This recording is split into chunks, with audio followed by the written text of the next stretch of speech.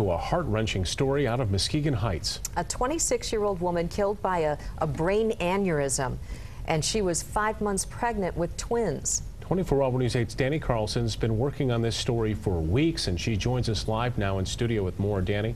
Brian and Sue, Danielle Bolden described to us what it was like to see her young, once vibrant niece, Christine, lying in a hospital bed, just like she was asleep, all the while knowing Christine was brain dead, but still carrying 2 lives inside of her.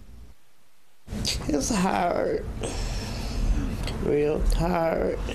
The 26-year-old mother of 2 was fine, vibrant, and full of life until March 6th.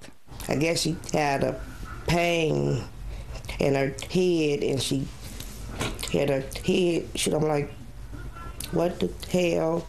And in an instant, dead of 2 brain aneurysms, her family tells us, aneurysms that it looks like she was born with. We didn't think it was as bad as it was. But they found out that it was serious. The doctor said Christine would never come back to them. A diagnosis they couldn't quite believe, especially when they knew they could see the 2 lives inside of her. But the family started to grieve, while at the same time hoping that the twins would somehow survive. An impossible mix of emotions. Knowing that once the babies were born, that was the end of her. After weeks on life support, her family tells us Christine's blood pressure was just too high. They were losing her. It was time to try to save the twins.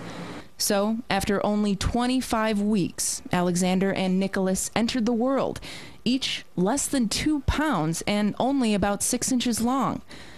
But as they said hello to the world said goodbye to their mother for the last time.